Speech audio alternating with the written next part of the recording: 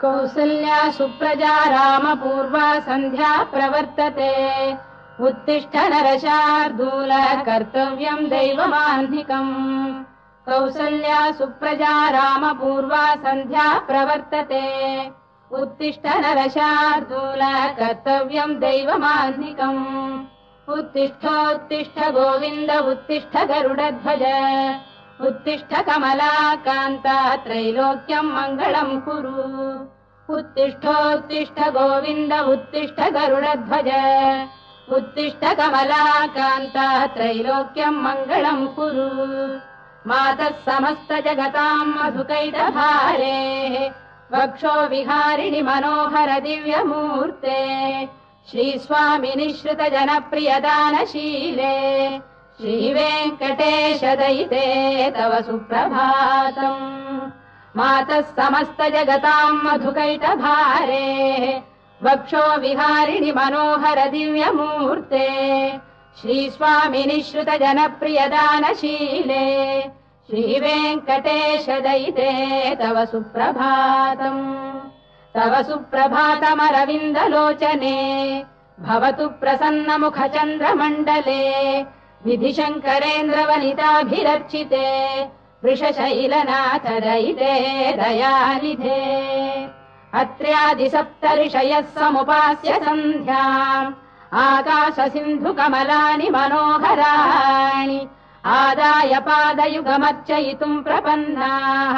शेषाद्रिशेखर विभो तव सुप्रभातम् पञ्चाननाब्ज भव षण्मुखवासवाद्याः त्रैविक्रमादिचरितम् विबुधास्तुवन्ति भाषापतिः पठति वासरशुद्धिमारात् शेषाद्रिशेखर विभो तव सुप्रभातम् ईषत्प्रफुल्ल सरसीरुहनारिकेलपूगद्रुमादिसुमनोहर पालिकानाम् आवाति मन्दमनिलः सह दिव्यगन्धैः शेषाद्रिशेखर विभो तव सुप्रभातम् उन्मील्य नेत्रयुगमुत्तम पञ्जरस्थाः पात्रावशिष्ट कदलीफलपायसानि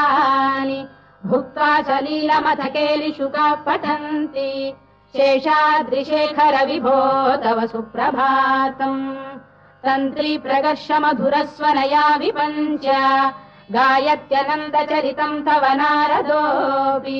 भाषा समग्रमसत्करचार रम्यम् शेषाद्रिशेखर विभो तव सुप्रभातम्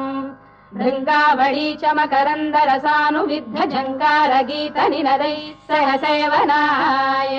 गिर्यात्युपान्त सरसी कमलोदरेभ्यः शेषाद्रिशेखर विभो तव सुप्रभातम् योषा गणेन वरदध्नि विमथ्यमाने घोषालयेषु दधिमन्थन तीव्र घोषाः रोषात् कलिम् विदधते ककुभश्च कुम्भाः शेषाद्रिशेखर विभो तव सुप्रभातम् पद्मेश मित्र शतपत्र गतालिवर्गाः हर्तुम् श्रियम् कुवलयस्य निजाङ्गलक्ष्म्या भेरी निनादमिव बिभ्रति तीव्रनादम् शेषाद्रिशेखर विभो तव सुप्रभातम् श्रीमन्नभीष्टवरदाखिल लोकबन्धो श्री श्रीनिवास जगदेक दयैक सिन्धो श्रीदेवतागृह भुजान्तर दिव्यमूर्ते श्रीवेङ्कटाचलपते तव सुप्रभातम् श्रीमन्नभीष्टवरदाखिल लोकबन्धो श्री श्रीनिवास जगदेक दयैक सिन्धो श्रीदेवतागृह भुजान्तर दिव्यमूर्ते श्रीवेङ्कटाचलपते तव सुप्रभातम् श्रीस्वामि पुष्करिणिकाप्लव निर्मलाङ्गाः श्रेयोर्धिनो हर विरिञ्च सनन्दनाद्याः द्वारे वसन्ति वरवेत्र हतोत्तमाङ्गाः श्रीवेङ्कटाचलपते तव सुप्रभातम् श्रीशेषशैल गरुडाचल वेङ्कटाद्रिनारायणाद्रिवृषभाद्रिविषाद्रिमुख्याम् आख्याम् त्वदीय वसतेरनिशम् वदन्ति श्रीवेङ्कटाचलपते तव सुप्रभातम् सेवा परा शिव सुरेश कृशानुधर्म रक्षोऽम्बुनाथ पवमान धनाधिनाथाः बद्धाञ्जलि प्रविलसन्निज शीर्षदेशाः श्रीवेङ्कटाचलपते तव सुप्रभातम् घाटीषु देवि खगराज मृगाधिराज नागाधिराज गजराज हयाधिराजाः स्वस्वाधिकारमहिमाधिकमर्थयन्ते श्रीवेङ्कटाचलपते तव सुप्रभातम् सूर्येन्दुभौम बुधवाक्परिकाव्यसौरिस्वर्भानुकेतुदिविषत्परिषत्प्रधानाः त्वद्दासदासचरमावधिदासदासाः श्रीवेङ्कटाचलपते तव सुप्रभातम् त्वत्पादधूलिभरितस्फुरितोत्तमाङ्गाः स्वर्गापवर्गनिरपेक्ष निजान्तरङ्गाः कल्पागमाकलनयाकुलताम् लभन्ते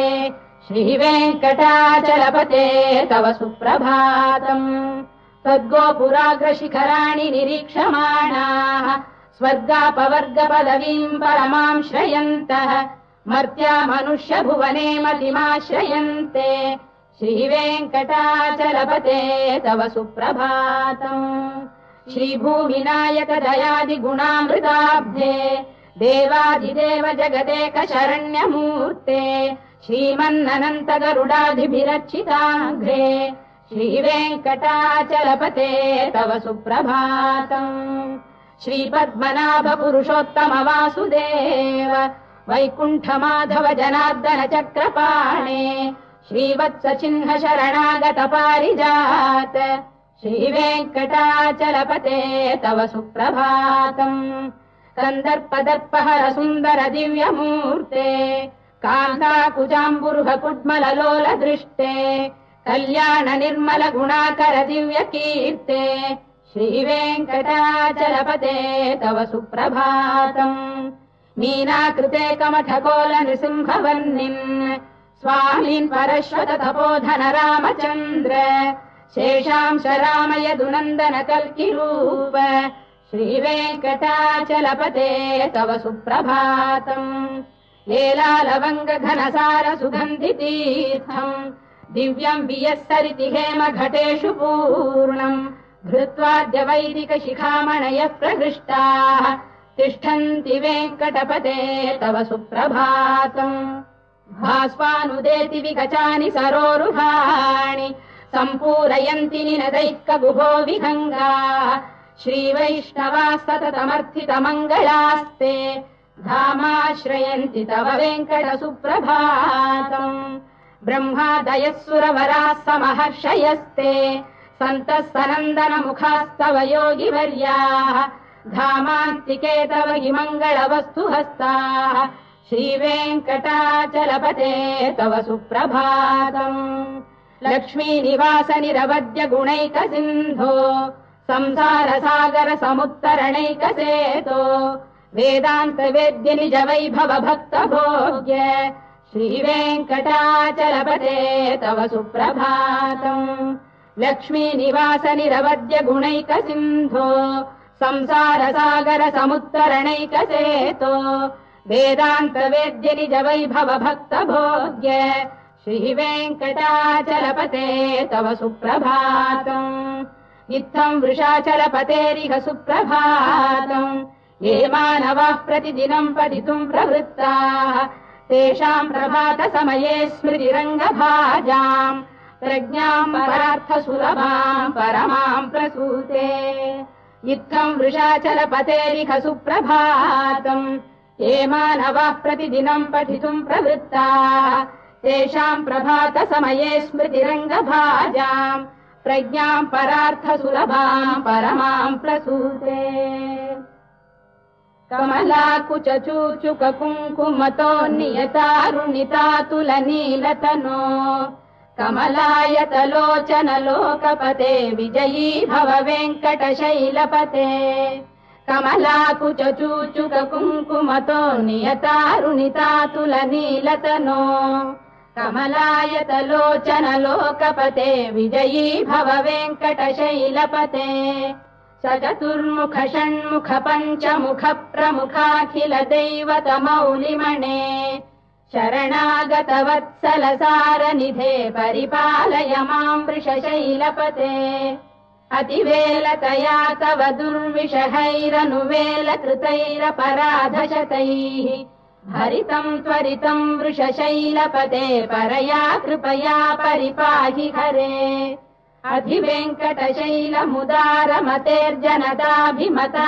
अधिवेङ्कटशैलमुदारमतेर्जनताभिमताधिकदानरतात् परदेवतया गदितान्निगमै कमलादयितान्न परम् कलये कलवेणुरवावशगोपवधू शरकोटिवृता स्मरकोटिसमात् रतिवल्लविकाभिमतात् सुखदात् वसुदेवसुतान्न परम् कलये अभिराम गुणाकरदाशरथे जगदेकधनुर्धर धीरमते रघुनायक राम रमेश विभो वरदो भवदेव दया जलधे अवनीतनया कमनीयकरम् रजनीकर चारुमुखाम्बुरुहम् रजनीचर राजतमो मिहिरम् महनीयमहम् रघुराममये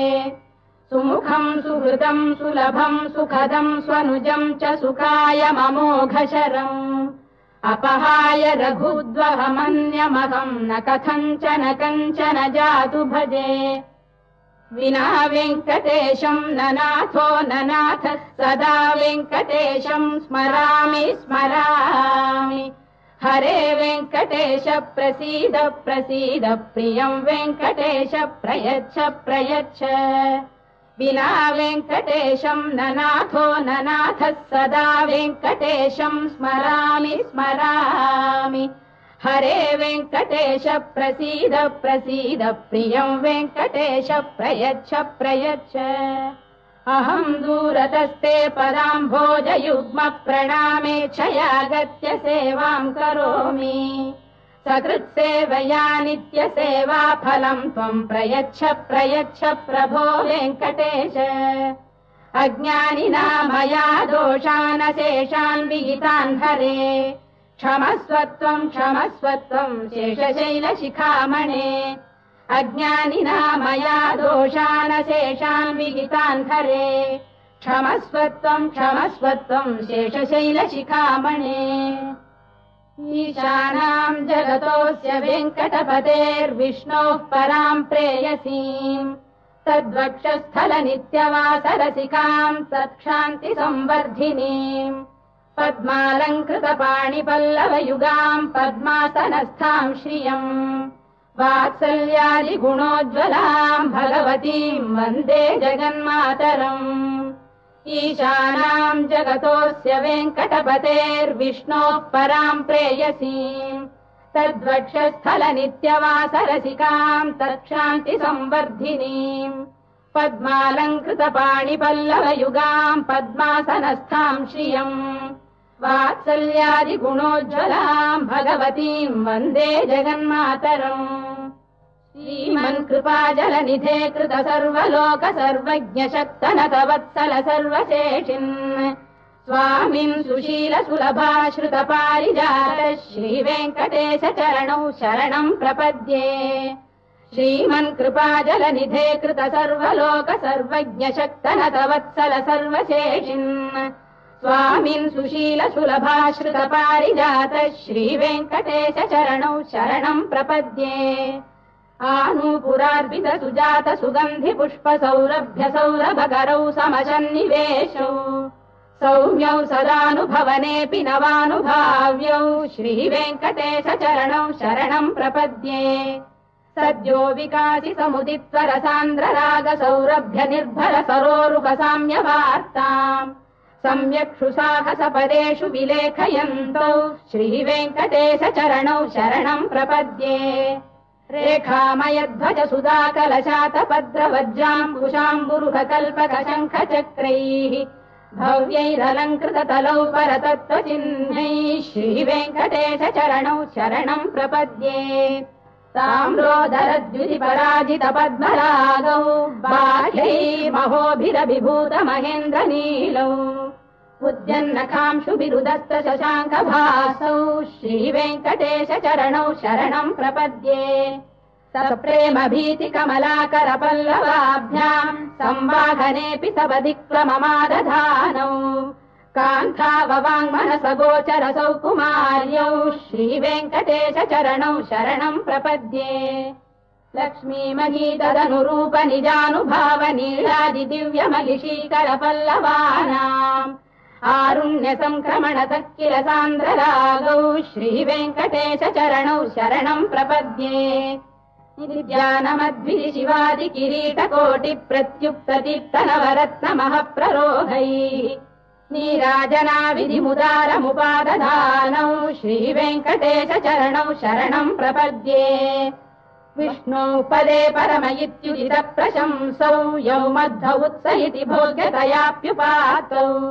भूयस्ततेति तव पाणितल प्रतिष्ठौ श्रीवेङ्कटेश चरणौ शरणम् प्रपद्ये पार्थाय तत्सदृशसारथिना त्वयैव यौ दर्शितौ स्वचरणौ शरणम् व्रजेति भूयोऽपि मह्यमिहतौ करदर्शितौ ते श्रीवेङ्कटेश चरणौ शरणम् प्रपद्ये मन्मूर्धिकालियपणे विकटाटवीषु श्रीवेङ्कटाद्रिशिखरे शिरसि श्रुतीनाम् चित्तेऽप्यनन्यमनसाम् सममाहितौ ते श्रीवेङ्कटेश चरणौ शरणम् प्रपद्ये अम्लानघृष्यदवनीतलकीर्णपुष्पौ श्रीवेङ्कटाद्रिशिखराभरणायमानौ आनन्दिताखिल मनोनयनौ तवैतौ श्रीवेङ्कटेश चरणौ शरणम् प्रपद्ये प्रायः प्रपन्न जनता प्रथमावगाह्यौ मातुस्तनाविव शिशोरमृतायमानौ प्राप्तौ परस्पर तुलामतुलान्तरौ ते श्रीवेङ्कटेश चरणौ शरणम् प्रपद्ये सत्त्वोत्तरै सतत सेव्य पदाम्बुजेन संसारतारकदयार्द्रदृगञ्चलेन सौम्योपयन्तृमुनिना मम दर्शितौ ते श्रीवेङ्कटेश चरणौ शरणम् प्रपद्ये सत्त्वोत्तरै सतत सेव्य पदाम्बुजेन संसारतारकदयार्द्रदृगञ्चलेन सौम्योपयन्तृमुनिना मम दर्शितौ ते श्रीवेङ्कटेश चरणौ शरणम् प्रपद्ये श्रीशश्रिया घटिकया त्वदुपाय भावे प्राप्ये त्वयि स्वयमुपेय दया स्फुरन्त्या नित्याश्रिताय निरवद्य गुणाय तुभ्यम् स्याम् किङ्करो वृषगिरीश न जातु मह्यम् श्रीशश्रिया घटिकया त्वदुपाय भावे प्राप्ये त्वयि स्वयमुपेय दया स्फुरन्त्या नित्याश्रिताय निरवद्य गुणाय तुभ्यम् स्याम् किङ्करो वृषगिरीश न जातु मह्यम् श्रियकान्ताय कल्याणनिधये निधयेऽर्थिनाम् श्रीवेङ्कटनिवासाय श्रीनिवासाय मङ्गलम् श्रियकान्ताय कल्याणनिधये निधयेऽर्थिनाम् श्रीवेङ्कटनिवासाय श्रीनिवासाय मङ्गलम् लक्ष्मी सविभ्रमालोकसुभ्रू विभ्रमचक्षुषे चक्षुषे सर्वलोकानाम् वेङ्कटेशाय मङ्गलम् श्रीवेङ्कटाद्रिशृङ्गाग्रमङ्गलाभरणाङ्गये मङ्गलानाम् निवासाय श्रीनिवासाय मङ्गलम् सर्वावयव सौन्दर्य सम्पदा सर्वचेतसाम् सदा सम्मोहनायास्तु वेङ्कटेशाय मङ्गलम् नित्याय निरवध्याय सत्यानन्दचिदात्मने सर्वान्तरात्मने श्रीमद्वेङ्कटेशाय मङ्गलम् स्वतः सर्वविदे सर्वशक्तये सर्वशेषिणे सुलभाय सुशीलाय वेङ्कटेशाय मङ्गलम् परस्मै ब्रह्मणे पूर्णकामाय परमात्मने प्रयुञ्जे परतत्त्वाय वेङ्कटेशाय मङ्गलम् आकालतत्त्वमश्रान्तमात्मनामनुपश्यताम् अतृप्त्यमृतरूपाय वेङ्कटेशाय मङ्गलम् प्रायः स्वचरणौ पुंसाम् शरण्यत्वेन पाणिना कृपयादिशते श्रीमद्वेङ्कटेशाय मङ्गलम् दयामृततरङ्गिण्यास्तरङ्गैरिव शीतलैः अभाङ्गैः सिञ्चते विश्वम् वेङ्कटेशाय मङ्गलम् श्रद्भूषाम्बरहेतीनाम् सुषमावकमूर्तये सर्वार्तिशमनायास्तु वेङ्कटेशाय मङ्गलम् श्रीवैकुण्ठविरक्ताय स्वामि पुष्करिणीतटे रमया रममाणाय वेङ्कटेशाय मङ्गलम् श्रीवैकुण्ठविरक्ताय स्वामि पुष्करिणीतटे रमया रममाणाय वेङ्कटेशाय मङ्गलम् श्रीमत्सुन्दरजामातृमुनिमानसवासिने सर्वलोकनिवासाय श्रीनिवासाय मङ्गलम् मङ्गलाशासनपरैर्मदाचार्य पुरोगमैः सर्वैश्च पूर्वैराचार्यैः सत्कृतायास्तु मङ्गलम्।